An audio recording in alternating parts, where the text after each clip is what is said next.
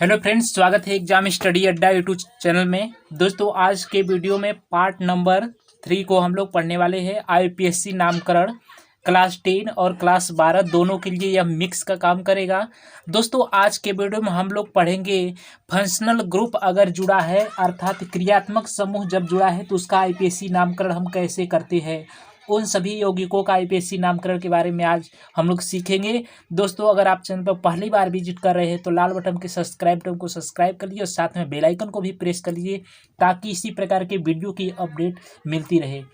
दोस्तों, क्रियात्मक समूह वाले यौगिकों का आईपीएससी नामकरण बनाने के लिए, सीखने के लिए सबसे पहले आपको फंक्शनल ग्रुप पता होना चाहिए। दोस्तों, सबसे पहले फंक्शनल ग्रुप आपको याद होना चाहिए। जैसा कि फंक्शनल ग्रुप हम कुछ लिखे हुए हैं, ये आपका याद होना चाहिए। दोस्तों, अगर कार्बनिक यौगिक में COOH ग्रुप जुड़ा हुआ है, क्रियात्मक समूह होती है, आता है आपका कार्बोक्सिलिक अम्ल के अंतर्गत आता है, तो इसके लिए जो अनुलग्न प्रयोग करते हैं आईपीएससी नाम में ओइक अम्ल प्रयोग किया जाता है। और इसी तरह दोस्तों, जब SO3 यौगिक समूह जुड़ा होता है क्रियात्मक समूह में तो इस सल्फोनिक अम्ल के अंतर्गत आता है, तो इसके लिए आईपीएससी नाम में सल्फोनिक अम्ल अनुलग्न के रूप में जोड़ा जाता है। दोस्तों, जो अनुलग्न होता है यह मूल श्रृंखला के बाद में जोड़ते हैं। तो दोस्तों, सबसे पहले किसी भी यौगिक आईपीएससी नामकरण करते समय पूर्व लग्न वाले यौगिकों का समूह का प्रयोग करते हैं, पूर्व लग्न वाले समूह का प्रयोग करते हैं। इसके बाद आता है आपका मूल श्रृंखला आता है, मूल श्रृंखला आता है। और इसके बाद दोस्तों आपका आता है अनुलग्न आता है, यानी कि दोस्तों प्राथमिक अनुलग्न आता है, प्राथमिक अनुलग्न आता है, प्राथमिक अनुलग्न आता है। प्राथमिक अनुलग्न में दोस्तों आपका आएगा, इसमें सिंगल बांड हो सकता है, डबल बांड और ट्रिपल बांड वाले जितने भी होते हैं अनुलग्न, ये सब प्राथमिक अनुलग्न के अंतर्गत आते हैं। और इसके बाद आता है आपका द्वितीयक अनुलग्न। द्वितीयक अनुलग्न में जो आपका फंक्शनल ग्रुप होता है यही सब आते हैं द्वितीयक अनुलग्न में। द्वितीयक अनुलग्न में ये सब आता है, जैसे फंक्शनल ग्रुप आज के यौगिक में हम लोग पढ़ने वाले हैं, ये सब द्वितीयक फंक्शनल ग्रुप में द्वितीयक अनुलग्न के अंतर्गत आते हैं। अगर COOH क्रियात्मक समूह जुड़ा हुआ है तो इसके लिए अनुलग्न, द्वितीयक अनुलग्न यहाँ पर हम लिख सकते हैं, यह जो आएगा आपका द्वितीयक अनुलग्न में जोड़ा जाएगा, द्वितीयक अनुलग्न में जोड़ा जाएगा। अगर COOH है तो वही अम्ल जोड़ेंगे। सल्फोनिक अम्ल SO3H जुड़ा है तो सल्फोनिक अम्ल जोड़ते हैं। अगर COOR एस्टर वाले यौगिक के अंतर्गत आता है, जहाँ R बराबर आपका हो सकता है एल्किल समूह, मतलब CH3 अगर जुड़ा है या C2H5 जुड़ा है तो ये सब आपके आता है R के अंतर्गत। तो इसके लिए जो अनुलग्न यूज करते हैं OH प्रयोग किया जाता है। इसी तरह से आपका COX, एक्स के स्थान पर आपका हो सकता है फ्लोरीन, क्लोरीन, ब्रोमीन और आयोडीन हो सकता है। ये जो यौगिक आता है एसिल हैलाइड के अंतर्गत आता है। अगर दोस्तों मान लेते हैं COX, CO अगर आपका इसी के अंतर्गत अगर जुड़ा हुआ है, COCl जुड़ा हुआ है तो इसका नाम हो जाएगा आपका ऑयल, Cl के लिए क्लोराइड हो जाएगा। अगर COBr जुड़ा हुआ है, अगर Br यहाँ पर जोड़ देते हैं तो यह हो जाएगा ऑयल ब्रोमाइड हो जाएगा, यानी कि अगर I जुड़ा है तो ऑयल आयोडाइड हो जाएगा। इसी तरह उसका नाम लिखते जाएंगे अनुलग्न के रूप में, द्वितीयक अनुलग्न के रूप में। इसी तरह से अगर CONH2 समूह जुड़ा हुआ है फंक्शनल ग्रुप के लिए तो ये एमाइड के अंतर्गत आता है। इसके लिए जो द्वितीयक अनुलग्न प्रयोग करते हैं एमाइड प्रयोग किया जाता है। अगर CHO ग्रुप होता है एल्डिहाइड समूह का, एल्डिहाइड वाला जुड़ा है तो इसके लिए द्वितीयक अनुलग्न अल प्रयोग करते हैं। CN ग्रुप नाइट्राइल यौगिक के अंतर्गत आता है, अगर यह जुड़ा हुआ है तो उसके लिए नाइट्राइल द्वितीयक अनुलग्न के लिए प्रयोग करते हैं। अगर CO जो ग्रुप है C डबल बॉन्ड O से जुड़ा होता है, वह कीटोन के अंतर्गत आता है, उसके लिए जो द्वितीयक अनुलग्न प्रयोग करते हैं ओन प्रयोग किया जाता है। इसी तरह आपका OH जुड़ा हुआ है तो एल्कोहल के अंतर्गत आता है, इसके लिए ओ आल शब्द जोड़ा जाता है द्वितीयक अनुलग्न में। इसी तरह से NH2 है, एमीन जुड़ा हुआ है तो एमीन के लिए एमीन ही होता है। दोस्तों, अगर आपके इतना अगर क्रियात्मक समूह का द्वितीयक अनुलग्न याद है तो आप आसानी से किसी भी यौगिक का आईपीएससी नामकरण आप लिख सकते हैं। आइए देख लेते हैं कुछ महत्वपूर्ण कार्बनिक यौगिक का आईपीएससी नामकरण कैसे करते हैं। दोस्तों, इसे पहला वाला यौगिक में अगर देखते हैं CH3 CH2 COOH, अगर इसमें देखेंगे तो COOH ग्रुप जुड़ा हुआ है फंक्शनल ग्रुप, यानी कि पहला वाला ही जुड़ा हुआ है। तो दोस्तों इस कार्बनिक यौगिक की सबसे पहले मूल श्रृंखला जो होता है कार्बन की नंबरिंग करते हैं। कार्बन की नंबरिंग उधर से करते हैं जिधर से आपका COOH ग्रुप नज़दीक होता है। तो इसमें भी COOH में भी कार्बन है तो इसको भी नंबरिंग करेंगे 1 2 और 3। इसमें कार्बन की संख्या 3 है। तो दोस्तों कार्बन की संख्या 3 है तो इसके लिए प्रोप मूल श्रृंखला में प्रयोग किया जाता है। प्रोप प्लस सभी जो कार्बनिक यौगिक है सिंगल बांड के द्वारा जुड़ा हुआ है तो इसके लिए एन शब्द प्रयोग किया जाता है। दोस्तों अगर सिंगल बांड जुड़ा हो तो इसके लिए अनुलग्न प्राथमिक अनुलग्न एन प्रयोग करते हैं। अगर डबल बांड जुड़ा हुआ है तो इसके लिए इन शब्द प्रयोग करते हैं अनुलग्न। अगर ट्रिपल बांड जुड़ा है तो इसके लिए आइन अनुलग्न प्रयोग करते हैं। दोस्तों यह आपके आता है प्राथमिक अनुलग्न के अंतर्गत आता है। आप पिछले वीडियो में जाकर के देख सकते हैं। अगर आप नहीं देखे तो हमारे चैनल के प्लेलिस्ट में जाकर के पिछला वीडियो देख लेंगे तो आपको आसानी से समझ में आ जाएगा। तो इसको भी आप याद रखिएगा। ये दोस्तों आएगा आपका प्राथमिक अनुलग्न के अंतर्गत, जैसा कि यहाँ पर हम दिखा चुके हैं। तो आइए सब करते हैं इसका नामकरण। तो दोस्तों 3 कार्बन है तो प्रोप हो जाएगा और सिंगल बांड के लिए एन होगा और प्लस COOH ग्रुप जुड़ा हुआ है, पहले ही कार्बन पर है तो इसके लिए 1 और COOH के लिए ओइक अम्ल प्रयोग करते हैं। COOH मतलब ओइक अम्ल, क्या जोड़ेंगे? ओइक अम्ल जोड़ेंगे। तो दोस्तों अगर सबको जोड़ते हैं तो प्रोप प्लस एन यानी कि 1, तीनों को जोड़ देते हैं एक में, 1 प्रोपेनोइक अम्ल, 1 प्रोपेनोइक अम्ल, इसका क्या हो जाएगा? IPAC नाम हो जाएगा। आप आसानी से कर सकते हैं। इसी तरह से आइए दूसरे वाले यौगिकों का IPAC नाम लिखते हैं। तो दोस्तों इसमें भी नंबरिंग करेंगे जिधर से क्रियात्मक समूह जुड़ा हुआ है। 1 2 3 4 कार्बन के लिए ब्यूट होता है। दोस्तों जो मूल श्रृंखला वाला यह भी लिखवा चुके हैं, पहले वीडियो में हम पढ़ा चुके हैं। जा करके हमारे चैनल के प्लेलिस्ट में देख लीजिए, उसके बाद आपको यह वीडियो अच्छे से समझ में आएगा। दोस्तों सिंगल बांड के लिए एन प्राथमिक अनुलग्न प्रयोग कहता है। मूल श्रृंखला में आपका ब्यूट आएगा, फिर प्राथमिक अनुलग्न में आपका एन आएगा, फिर द्वितीयक अनुलग्न में फंक्शनल ग्रुप कौन सा जुड़ा हुआ है? COOH जुड़ा हुआ है तो उसके लिए ओइक अम्ल प्रयोग करेंगे। प्लस पहले कार्बन पर है तो क्या हो जाएगा? ओइक अम्ल हो जाएगा। अगर इन तीनों को जोड़ देंगे तो दोस्तों यहाँ से हो जाएगा आपका 1, पहले ला देंगे 1 जो है, फिर ब्यूटेनोइक अम्ल, 1 ब्यूटेनोइक अम्ल आपका यह नाम हो जाएगा इस यौगिक का नाम।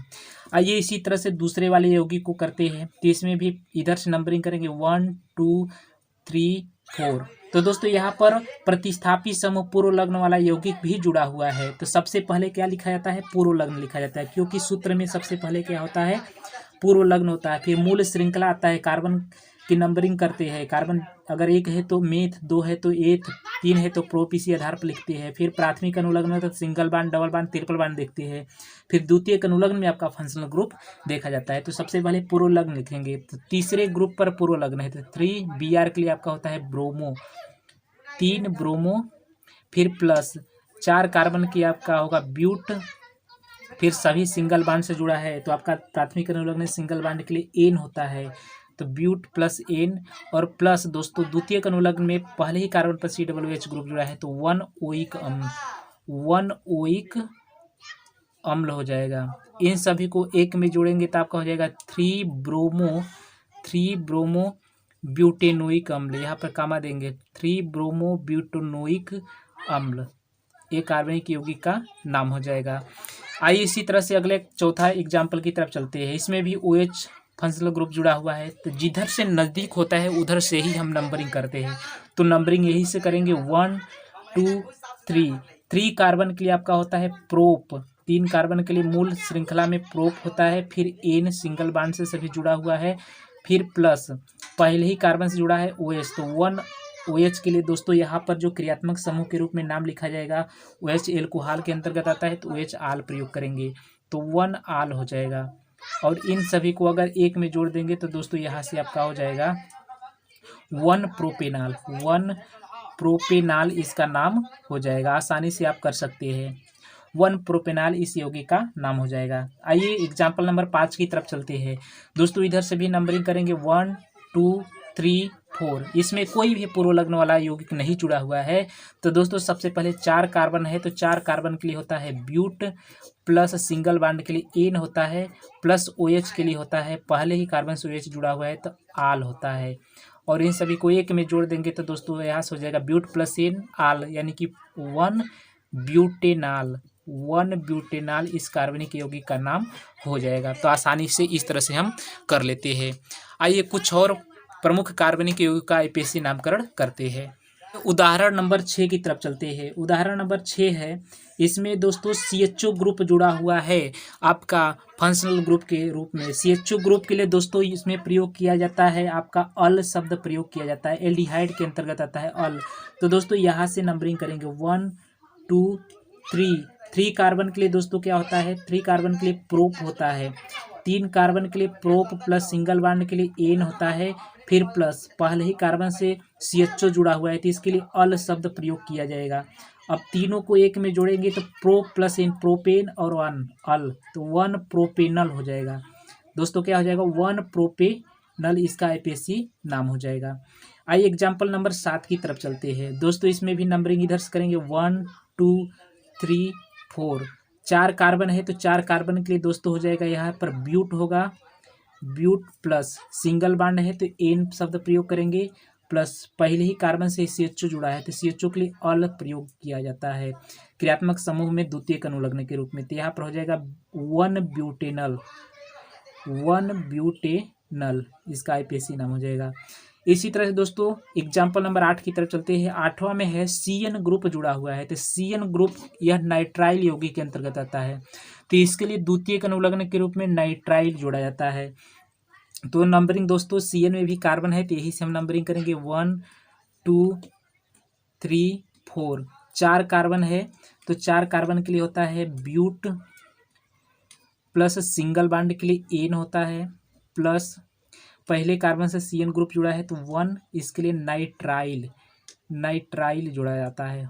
तो दोस्तों क्या हो जाएगा, तीनों को एक में जोड़ेंगे तो यहाँ से हो जाएगा आपका 1 ब्यूटेन नाइट्राइल, मतलब ब्यूटेन 1 नाइट्राइल भी कर सकते हैं। 2 को जोड़ देते हैं, ब्यूटेन 1 नाइट्राइल इस यौगिक का करेक्ट आईपीएसी नाम हो जाएगा। इस तरह से कर सकते हैं। आइए उदाहरण नंबर 9 की तरफ चलते हैं। 9वां वाला में दोस्तों देखेंगे CO ग्रुप जुड़ा हुआ है फंक्शनल ग्रुप के रूप में, द्वितीयक फंक्शनल। तो CO ग्रुप के लिए ओन शब्द प्रयोग किया जाता है द्वितीयक अनुलग्न में। यहाँ पर CO ग्रुप कीटोन के अंतर्गत आता है। तो दोस्तों नंबरिंग हम उधर से करेंगे जिधर से CO ग्रुप नज़दीक जुड़ा होता है। तो अगर दोनों इधर से भी देखेंगे तो 1 2 तीसरे नंबर पर है, 1 2 तीसरे नंबर पर, दोनों तरफ से सेम है कि इस यौगिक का जो नंबरिंग हम दोनों तरफ से कर सकते हैं। तो किधरों से कर सकते हैं तो 1 2 3 4 5। 5 कार्बन के लिए आपका होता है पेंट, 5 कार्बन के लिए पेंट होता है, प्लस सिंगल बॉन्ड के लिए एन होगा क्योंकि सभी कार्बन कार्बन के मध्य क्या है, सिंगल बॉन्ड है तो एन, प्लस तीसरे पर CO ग्रुप जुड़ा है तो 3 इसके लिए ओन शब्द प्रयोग किया जाता है। तो दोस्तों अगर तीनों को जोड़ेंगे तो pent plus ene pentene 3 one, या 3 पेंटेनोन भी कर सकते हैं। क्या हो जाएगा 3 पेंटे, इन दोनों को जोड़ेंगे पेंटेन और 3 है तो 3 पेंटेनोन, यानी कि 3 पेंटेनोन इसका आईपीएसी नाम हो जाएगा। आइए दोस्तों उदाहरण नंबर 9 10 की तरफ चलते हैं। उदाहरण नंबर 10 है, इसमें COCl ग्रुप जुड़ा होता है। तो दोस्तों जो COX के स्थान पर F भी हो सकता है, Cl भी हो सकता है, Br भी हो सकता है, I भी हो सकता है, लेकिन सबसे ज़्यादा एग्जाम्पल Cl वाला मिलता है इसके साथ। तो COCl अगर लिखेंगे तो इसके लिए ऑयल क्लोराइड जोड़ा जाता है। तो दोस्तों इसके लिए नंबरिंग करेंगे इधर से 1 2 3। 3 कार्बन के लिए आपका होता है प्रोप, प्लस सिंगल बॉन्ड के लिए एन प्रयोग करेंगे, प्लस COCl के लिए ऑयल क्लोराइड, तो 1 ऑयल क्लोराइड, ऑयल क्लोराइड आपका हो जाएगा। इन सभी को एक में जोड़ेंगे तो 1 प्रोपेनोइल क्लोराइड, क्या हो जाएगा 1 प्रोपेनोइल क्लोराइड, इसका आईपीएसी नाम करेक्ट हो जाएगा क्लोराइड। आइए चलते हैं एग्जाम्पल नंबर 11 की तरफ। 11 में दोस्तों COOCH3 जुड़ा है, यानी कि COOR वाला ग्रुप के अंतर्गत आएगा, तो एस्टर के अंतर्गत आता है, तो इसके लिए द्वितीयक अनुलग्न OH जोड़ा जाता है। तो दोस्तों नंबरिंग तो इसका आईपीएसी नामकरण करते समय एल्किल एल्केनोएट इसका नाम लिखा जाता है। इसके लिए क्या करते हैं, अगर दोस्तों अगर इसमें जुड़ा हो COOCH3 और यहाँ पर जुड़ा हुआ है आपका CH3 और CH2 अगर इस तरह से जुड़ा है तो इसके लिए एल्कील, और ये सभी के लिए एल्केनोएट प्रयोग किया जाता है। तो दोस्तों सबसे पहले इसमें करेंगे क्या, इधर से एक ही CH3 ग्रुप जुड़ा है तो इसको प्रयोग करेंगे एल्किल समूह के रूप में। तो CH3 का नाम होता है मेथिल, इसका क्या नाम होता है, मेथिल। और इधर से नंबरिंग करेंगे 1 2 3, मतलब लंबी चेन वाला जो कार्बन होता है उसको नंबरिंग कर लेते हैं, बाकी का नाम लिख लेते हैं। तो इसमें नंबरिंग करते हैं तो मेथ एथ प्रोप होता है, और COO के लिए OH जोड़ते हैं तो क्या हो जाएगा, मेथिल प्रोप प्लस OH उसमें जोड़ेंगे तो क्या हो जाएगा, प्रोपेनोएट, प्रोपेनोएट या 1 प्रोपेनोएट भी लिख सकते हैं, मेथिल 1 प्रोपेनोएट इसका क्या हो जाएगा, करेक्ट आंसर हो जाएगा। तो दोस्तों आज के वीडियो में हम लोग आसानी से फंक्शनल ग्रुप वाले यौगिकों का IPSC नामकरण कैसे कर सकते हैं, इन सभी कार्बनिक यौगिक के उदाहरण सहित हम लोग स्टडी किए। दोस्तों नेक्स्ट के वीडियो में हम लोग और भी इससे कठिन कैसे बन जाता है IPSC नाम कठिन वाले यौगिकों की तरफ चलेंगे। दोस्तों आप इसी तरह बने रहिए और हमारे चैनल को सब्सक्राइब कर लीजिए, साथ में बेल आइकन को भी प्रेस कर लीजिए और वीडियो को लाइक कीजिए, और इस वीडियो को अपने दोस्तों को भी ज़रूर शेयर कीजिए। दोस्तों आप बहुत आसानी से डिटेल से किसी भी कार्बनिक यौगिक का IPSC नाम आसानी से बता सकते हैं अगर हमारे सीरियल वाइज सभी वीडियो को आप देख रहे हैं तब। और अगर आप नहीं देखे हैं तो इसके पिछले जो 2 वीडियो है प्लेलिस्ट में पड़ा होगा, उसको आप जाकर के देख लीजिए। इसके बाद अगर यह देखिए तो आपको बेहतर समझ में आएगा। दोस्तों फिर मिलेंगे नेक्स्ट वीडियो में, तब तक के लिए धन्यवाद।